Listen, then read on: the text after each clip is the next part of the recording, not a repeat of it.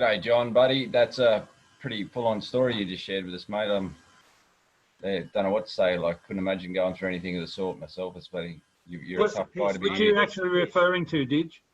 The first part of the story, mate. I've been listening since you began. It's just that's incredibly, tough that you got through all that and you're still here with us, fighting for everyone else. Good on you. Piece of piss, mate. No problem. Yeah, it looks like it, man. You've got a heart by the sea. I can see that bouncing out. Yeah, he's got a spirit, that's for sure. Yeah, way.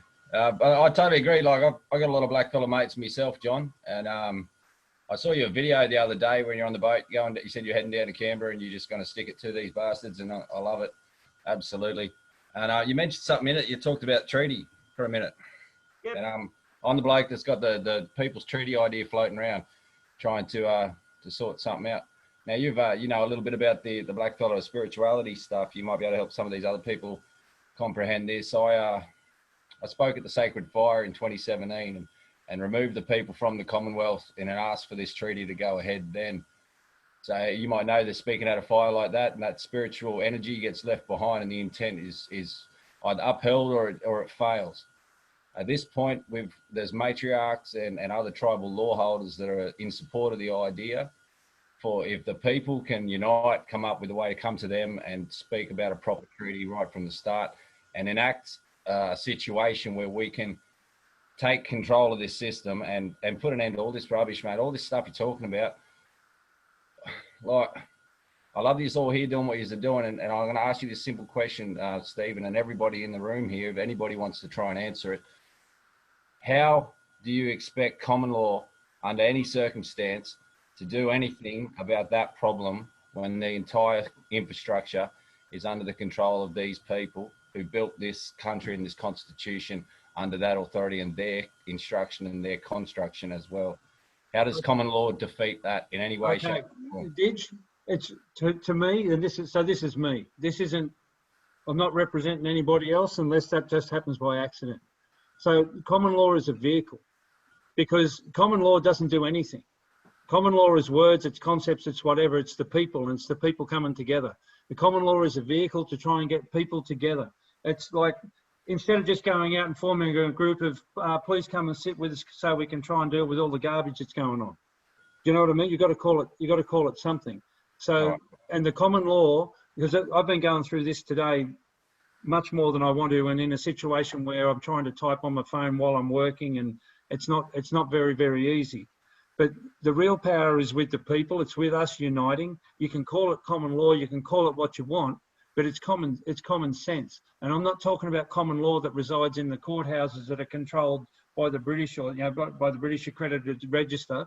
As far as I'm concerned, anybody that supports the pedophile suppression orders and all the rest of it isn't worth going near with a barge pole. Mate, because they got a duty. If they're decent people, they've got a duty to stop and correct. And if they are decent and they're that gutless, you don't want to be with them. But I don't think they're gutless at all. They're just a party to it all. So how anybody could think that you could walk into their halls anywhere and get any sort of justice is beyond me. When you look at the things that they condone, then you've got the fact that we've got this bloody Australia Act 1986 not consistent with the Constitution. Well, somebody in the Law Society should be aware that that's not right. What the hell are they doing? So as far as I'm concerned, there's no way in the world that any of them are on our side or a part of the people. And we might, like, we've really got the job in front of us. I give you that. So common law isn't the thing that's going to do it, but it's a way of getting the people together. And it's the people, it's the weight of numbers that have got to do it. If we can't get enough people to support us, and to get together, and as much as anything, just stop paying the bastards. Stop complying with them, everything. And I think that's a common thing with you, isn't it? Mate, unity is everything, right? But common law is, as soon as you say it, every mind in Australia goes straight to English common law, Magna Carta, and we're instituting foreign language as law.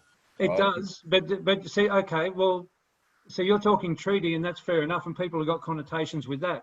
Exactly. Today I'm trying to talk about people they make assumptions based on words that they hear, but if they spend 5 minutes talking with each other, they go, hey, hang on, we want the same thing. That's right. So we need a way that internationally can be upheld and recognized as a national sovereignty. And that's where a treaty can take that role, because the sovereignty of all those nations that hasn't been ceded is lawful and it's recognized.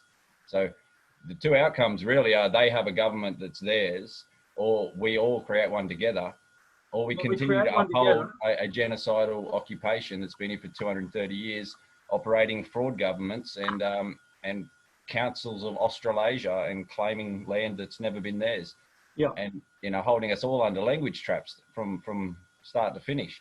Well, just from where for what it's worth, right? For what it's worth, because I'm just a bloke, right?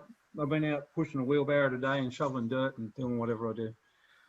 As far as I'm concerned, nobody can put a piece of legislation in front of me or a piece of law in front of me that I'll say, yep, that's a genuine thing. That's a real thing. That was there to help the people. I don't care what it was. Everything has got subterfuge in it. Everything's got trickery and all the rest in it. But at the moment, one of the things I keep saying, and I'm going to have to maybe find something else to say, but we're like in the belly of the beast.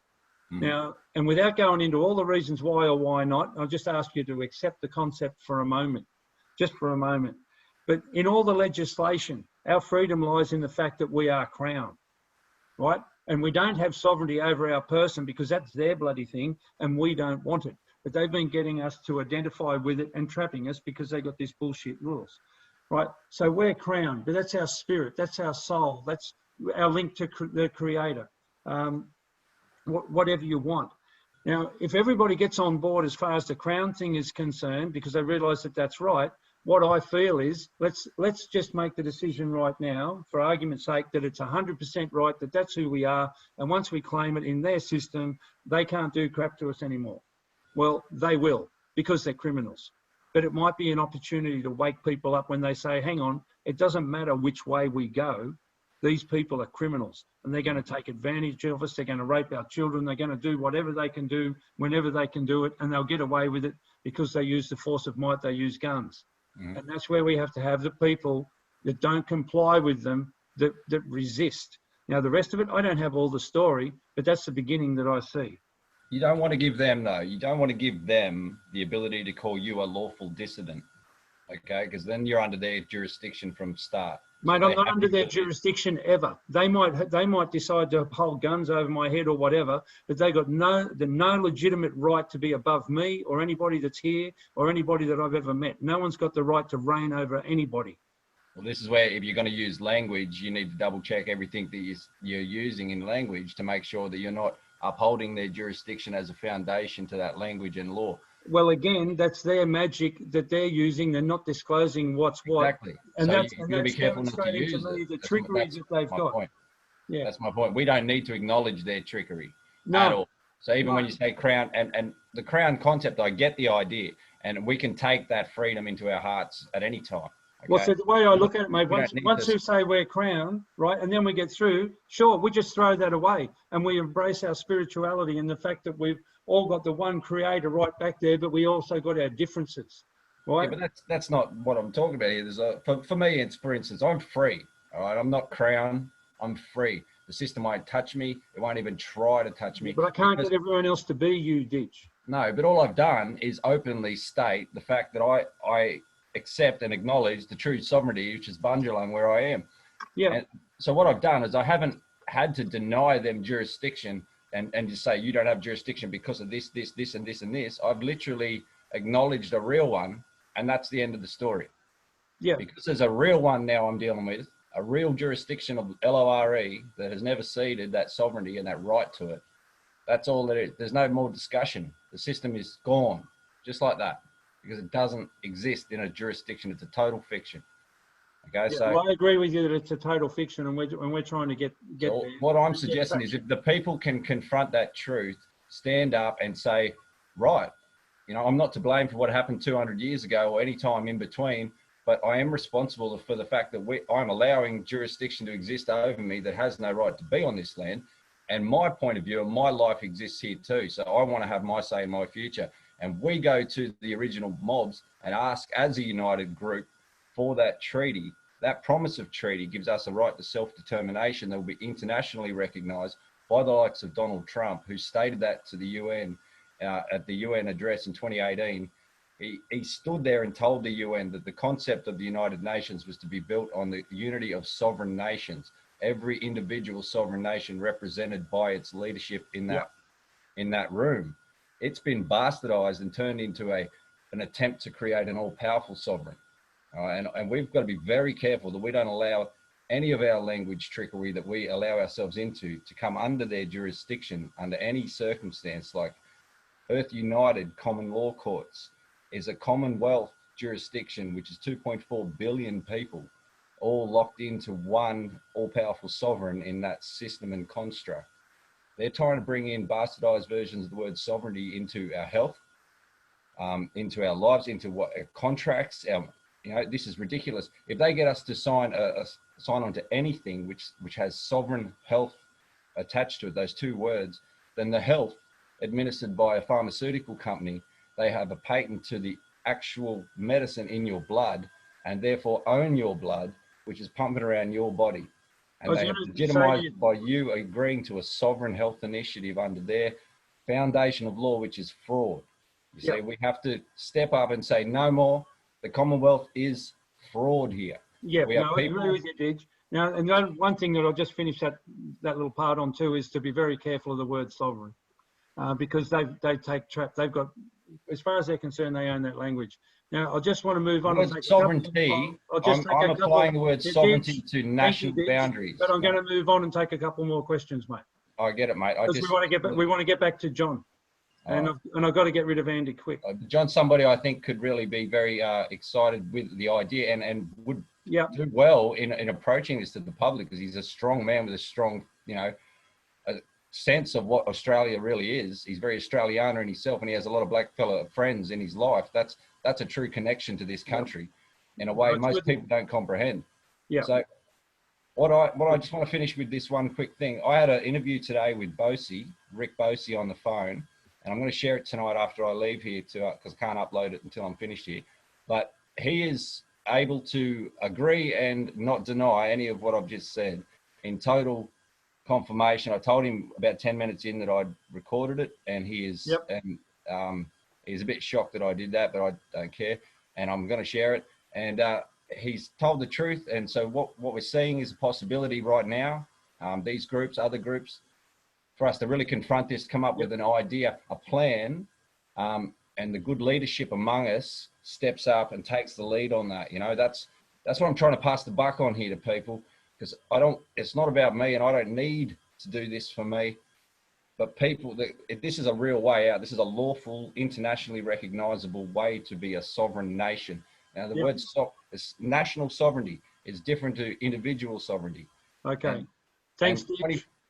Just sorry, one last thing, mate, and I'll shut up. All right, 25 million sovereigns is not a nation, and it won't stop an international threat like another army. And they can just pick one and start a war. And who are you at war with? It's just slaughter, mate. You may as well invite them all in. All right. Without a national sovereignty, you won't stop anything. Okay, I'm just telling you. That's just mate, we're there. Thank you. I appreciate it. Cheers. No worries, mate. I can't wait to meet you in person. Go ahead, Andy. That's Didge. So I'm telling you, just asking who was talking. Good old Didge. Awesome, brother. You're a man. Quick one. You talk about words, and I was speaking to a few black fellows locally, and they struggle with the word treaty because it means to make a contract. They don't want to make a contract. I don't know what it is with them, but they say anything that's a contract is trickery. So, they've got the potential for it. Sorry, they're struggling with the word treaty. Yeah. Okay. Well, I'm going to get somebody. I've been telling that to your site, and they're going, no treaty, no, it's contract. I'll get somebody to answer. I'll get somebody right now to talk to that for you, Andy. Yeah. Okay. So, and I think that one of the reasons is a lot of time you don't have the written word as such, and then you've got to rely on English translation, and there is trickery involved because it's got us. The language is trickery, that's the problem. I mean, I've been trying to say, look at this site, it's all about treaties. I'll get an answer for you right now, mate. An answer for you right now. Sam, can you unmute yourself, please? Yeah, I'm unmuted. Stephen, good evening. How are you? I'm bloody good, mate. How are you? I'm not too bad. You're a little bastard, you are. I'm a prick of a person, mate. Don't you worry. You took up so much of my bloody time along the way, but I want to acknowledge you, mate. I want to acknowledge you for being here. Thank you so much, and thanks for staying in the conversation. And that I hope that we might have been able to set an example to some other people that we could sort of be on different pages, but still trying to get on the same page. Mate, I'm largely on a different page to most people. A lot of the people that are present would know I'm actually Mark McMurtry's son. He's the founder of the original Sovereign Tribal Federation. And Did you know that I guessed that, mate? Yeah, mate, most people guess it when they see the surname. It's pretty synonymous with the OSTF. I stepped away from the OSTF quite some time ago because I was well aware that there are many people that are trying to take a line with the OSTF and many people outside of the OSTF trying to take lines that are both legally, for those who lawfully. don't know, mate, for those who don't know, what does OSTF stand for? The OSTF stands for the Original Sovereign Tribal Federation. Thank you. It is, and just to clarify what the OSTF is, the Original Sovereign Tribal Federation is the body which includes 85% of the tribes on this continent that are treated amongst each other to recognise each other's sovereignty, each other's law, each other's parliaments, and each other's territories on this continent. They've done quite a good job until recently. I was actually the one that pushed my father to take a step back and do something for himself for a change. And since then, it seems to have taken a fucking large downward spiral. The issue I have with the OSTF is the issue I have with most groups that are trying to push either the idea of sovereignty or the idea of removing themselves from the Commonwealth government or any resemblance of the Crown. The fact of the matter is most people are not taking into consideration that regardless of what your personal opinion is, there is an international community at large at the moment and for the rest of time that we have to consider who have certain standards either at law or at common law that we have to adhere to. Personally, in regards to our personal sovereignty, that no longer exists. So the concept that you alone have control over your flesh and blood is irrespective of that international or that international understanding. So it's a moot point. The fact of the matter is, very simple, you were speaking to the issue of treaty. I'll address Didge's comments and his question. The fact of the matter is that the only person... Can I just stop you for 1 second? Yeah. For 1 sec. Because what you're going to talk about, and I'll give you some space, but it could be a whole meeting in itself. Yeah, so, of course it could. So, I'll make it brief. What I'm going to ask you to do is to be brief. Yep. And then I'm going to get John Wilson back in again, and we'll see what's going on. But as far as everybody is concerned, more than happy to give you and Didge and whoever else you want to talk with or whatever, and we can sort some stuff out, a dedicated Zoom meeting for that. But I'd be more than interested. So can you give us the brief version, just like an introduction, just to whet the appetite? In respect to the issue of treaty? To what you want to talk, yes, that would be good, thank you. Okay, in respect to the question that was asked. The issue with treaty is this. There are certain aspects of law, for example, legal maxims. Now, we have our own law and disregard LORE. Everyone refers to the term law as in LORE.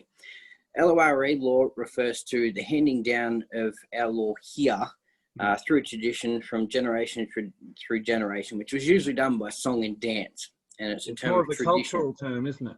It's a cultural term of handing down LAW law that our people had through law, LORE, which is tradition, the tradition of handing down the law, LAW, that we had.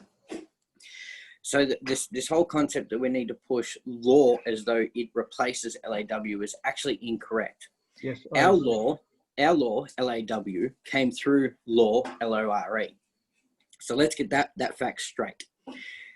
The issue with creating treaty amongst the average persons is that there is a legal maxim of first in time, best at law. And that is implied all over the world. It doesn't matter if you're in Europe, it doesn't matter if you're in Africa, it doesn't matter if you're in Asia, it doesn't matter if you're on this continent, Gondwana. Law, LAW, has always been precipiced by the legal maxim of first in time, best at law. So the original tribes of each area that we reside in or we are present in are the ones that hold the right to treaty in respect to that particular land. So it's not a matter of for every Tom, Dick and Harry of the 25 million people that reside here or that are present here to enter into that treaty. That is a matter for each of those tribes as the first persons on that particular land whose authority it is to enter into that treaty. That is the issue. And that is at both LORE and LAW law. That is a simple fact of the matter. Now, if you try and step into the international arena to discuss this issue as a community, as we like to see ourselves now, of multinational, multiracial, multicultural people, it's going to be thrown down simply because there are legal maxims and there are legal principles that are internationally recognized that won't allow that. And we can push, we can barge as much as we want. The fact of the matter is these legal maxims and legal principles are recognized around the globe, and we have to accept that. Now, the reason I have stepped away from the OSTF and a bunch of other communities is simply because a lot of people want to take their own diversions of what they expect and what they interpret and what they want. The fact of the matter is the sovereign tribes, and a lot of people take away from the determination, the issue, or the language of the terminology sovereignty.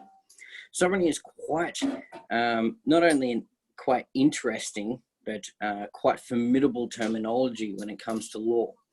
The sovereign itself. Now, when it comes to monarchs like England, for example, that monarch, that sovereign has been around since the biblical days.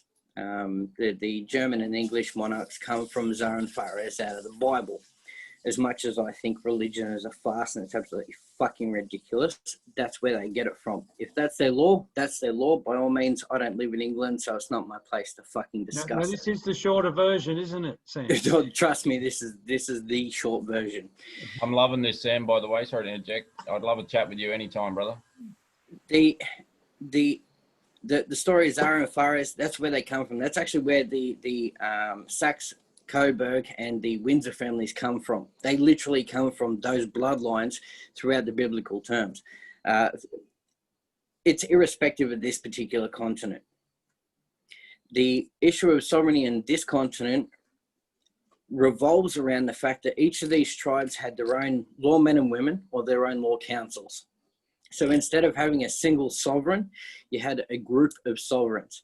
Now, that included the whole tribe. However, the spokespersons or the authorities for that sovereignty through each of these tribes were spoken through women's law and men's law, through those that were determined by the tribes to speak on behalf of that sovereignty.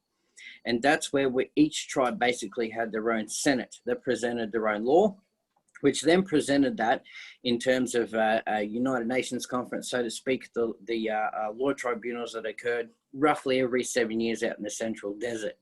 The only people that have a right to treaty, a lawful right, whether you're talking LORE or LAW, the only people that have a lawful right to speak on treaty for any of the lands on this continent are those tribes and the lawmen and women and the sovereigns of this continent.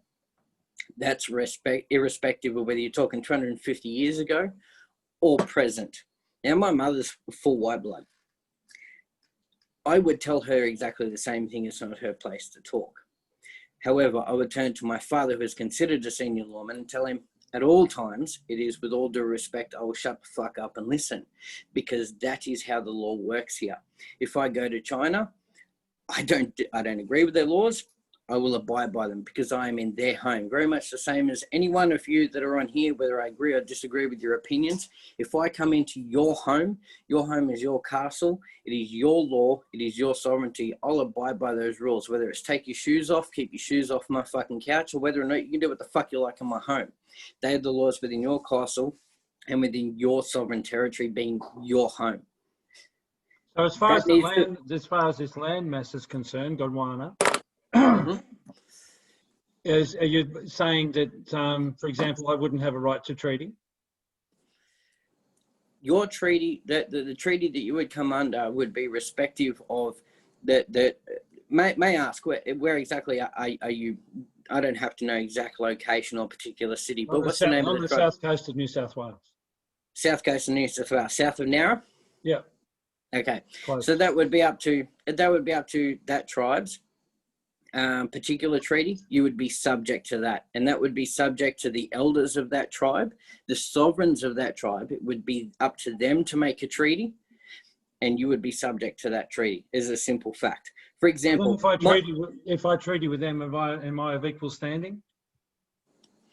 you are of equal standing to everyone else who is a member of that tribe, not necessarily equal member to the elders who have the right to create or sign off on that treaty. Now, to give you an example, as a tribal person, And we'll finish on this one point too, mate, so that we can get back where we were. Yep.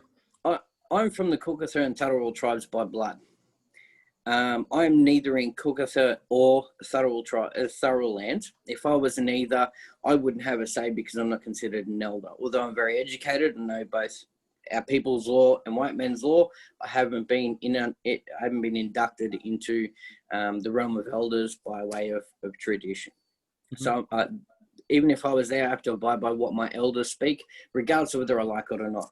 I currently live in your dingy country. Now, regardless of whether I like whether or not they choose the treaty, how they've done their treaty, how they choose to conduct their government, is not my choice.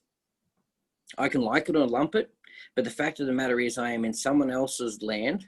I'm under someone else's sovereignty, so I must obey their law. So when you're talking about sovereignty, if you don't mind, just so that I'm getting it right in my head, the sovereignty is the connection to land, isn't it? It's not just a connection to land. Have a look at the Vikings.